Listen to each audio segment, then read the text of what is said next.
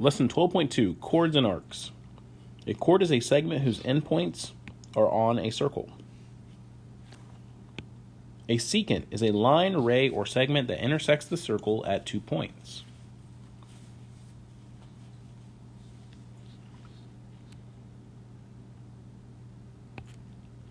The first theorem states that within a circle or in congruent circles, congruent central angles have congruent arcs.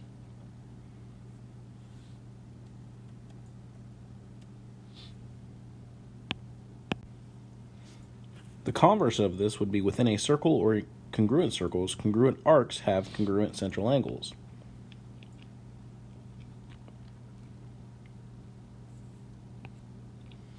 In addition to this, we come with the theorem where it says, within a circle or in congruent circles, congruent central angles have congruent chords. We also know that within a circle or congruent circles, congruent chords have congruent arcs. So ultimately what it's showing us is if we have central angles that are the same, they're going to have the same arcs that they cut as well as the same chords that are cut as well. So there's this overlapping relationship between chords, arcs, and central angles, dealing with congruent central angles. So in the diagram, circle O is congruent to circle P. Given that BC is congruent to DF, what can we conclude? So we know BC is congruent to DF. So ultimately, this is a chord, and we know they're congruent chords. And one of the previous theorems said if we had congruent chords, then we knew that we also had congruent central angles. So we know BOC should be congruent to angle DPF.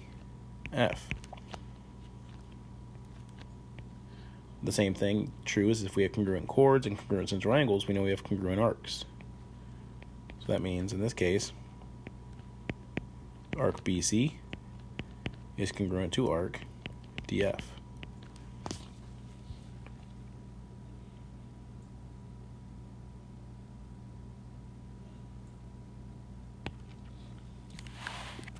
Within a circle or in congruent circles, chords equidistant from the center or centers are congruent. The converse of this, within a circle or in congruent circles, congruent chords are equidistant from the center. So basically, is if you either have two congruent chords in a circle, you know that they're the same distance away from the center, or if you know that you have two chords that are the same distance away from the center, then you know that they must be congruent.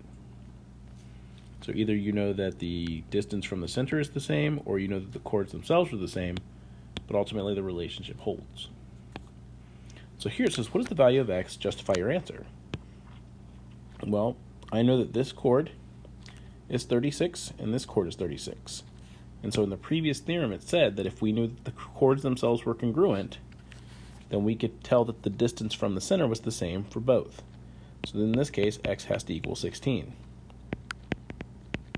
Since the chords are congruent, then they are also equidistant from center.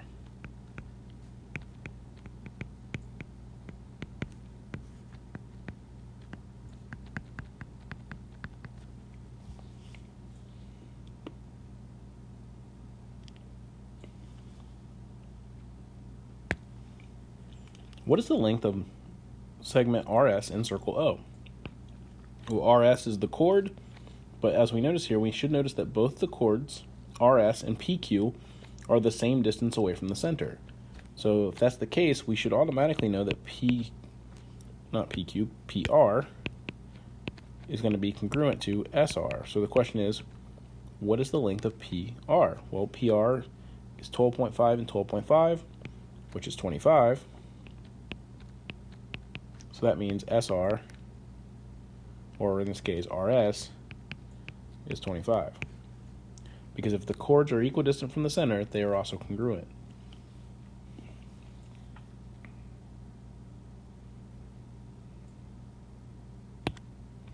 In the diagram, VT is congruent to RP. What can we conclude?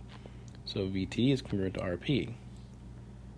So this goes back to what we saw at the beginning. Remember, congruent chords in this case will also indicate congruent central angles. So VDT should be congruent to angle RDP.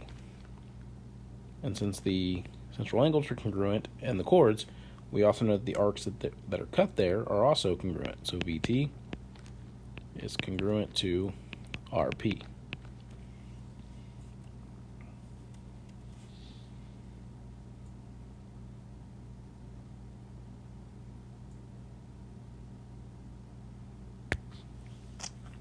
In a circle, if a diameter is perpendicular to a chord, then it bisects the chord and its arcs. In a circle, if a diameter bisects a chord, then it is perpendicular to the chord. So if you have a diameter and it cuts the chord, it's going to, well, if it's perpendicular to the chord, it's going to bisect it and the arc behind it. If it's bisecting it, then you know it's perpendicular to the chord. And then last but not least, if, or in a circle, the perpendicular bisector of a chord contains the center of the circle. So basically, if you have a perpendicular bisector to your chord, you can automatically assume it's basically going to be your diameter, because it's going to contain the center of the circle. So these are all interrelated. So here it says, what is the value of each variable in the diagram? Well, if we were to extend this line here to make it a diameter, we would notice that this diameter is perpendicular here to this chord. So instead of being 14 long, we know it could be 7 and 7. And we know that this piece here is 3. So to find r, we're just going to use the Pythagorean theorem. So it's going to be 7 squared plus 3 squared equals r squared. So we've got 58 equals r squared.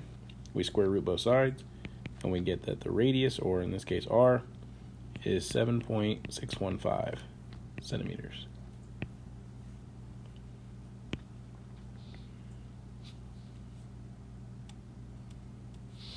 In question B, same idea. We've got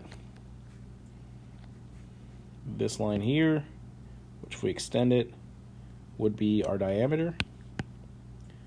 And we can already see that it's bisected the chord. Since it cut the chord in half, we know it's also perpendicular. If this is a radius here of 15, this measurement here is also 15 since it's also a radius. So to find y, we're just going to use the Pythagorean theorem. So 11 squared plus y squared equals 15 squared. So this gives us 121 plus y squared equals 225. We'll subtract 121. We get y squared equals 104. And then we'll square root both sides, and we get y equals 10.2.